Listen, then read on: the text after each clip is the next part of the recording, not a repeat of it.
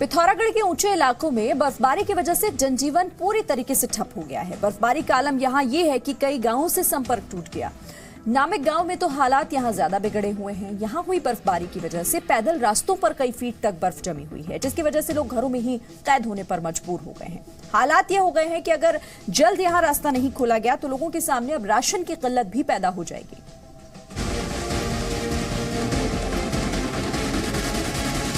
बर्फ बर्फ और बर्फ, जहां तक नजर जाएगी बर्फ ही बर्फ नजर आएगी।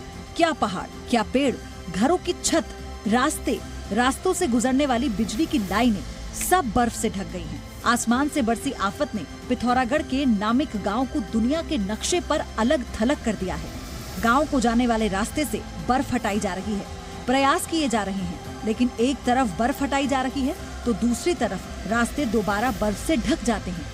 ऐसे में गांव तक पहुंचना मुश्किल हो रहा है। रास्तों पर बर्फ होने की वजह से फिसलन इतनी ज्यादा है कि गाड़ियों के चक्के नहीं बढ़ पा रहे हैं।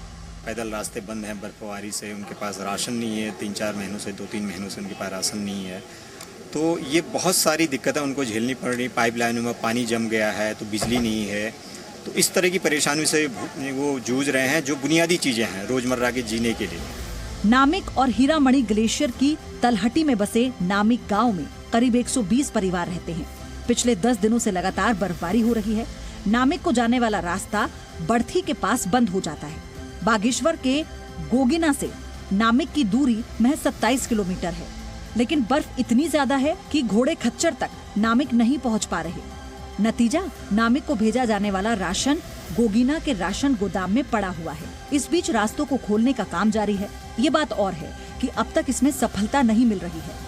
एक बर्फ प्रभावित हमारा नामिक रहता है, तो वो उसकी कनेक्टिविटी बागेश्वर से ज़्यादा रहती है।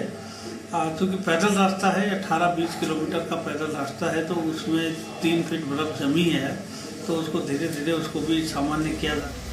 ऊंचाई वाले पहाड़ी इलाकों में पिछले 10 दिनों से बर्फबारी हो रही है। नामिक में 3 फीट से ज्यादा बर्फबारी हो चुकी है।